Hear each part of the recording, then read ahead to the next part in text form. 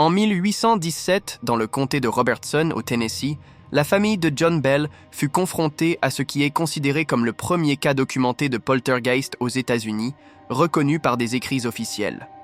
Tout commença lorsque John Bell aperçut une étrange créature sur sa ferme. Elle avait une tête de lapin et un corps de chien. Peu après, des phénomènes inexplicables survinrent dans la maison. Des coups frappés contre les murs, des meubles déplacés, et les enfants se réveillaient en hurlant comme s'ils avaient été frappés par une force invisible. Sa fille, Betsy, devint la principale cible. La présence qui hantait la maison commença à parler distinctement. Elle prétendait être l'esprit d'une femme nommée Kate Batts, une voisine avec qui John Bell avait eu un conflit.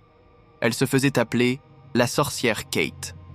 Selon les témoins, cette entité prédisait l'avenir, discutait avec les visiteurs et, devant des dizaines de personnes, frappait Betsy ou lui arrachait les cheveux. Ce qui rend cette histoire particulièrement troublante, c'est l'existence de journaux intimes, de témoignages de pasteurs locaux et même une mention du président Andrew Jackson qui serait venu visiter la famille.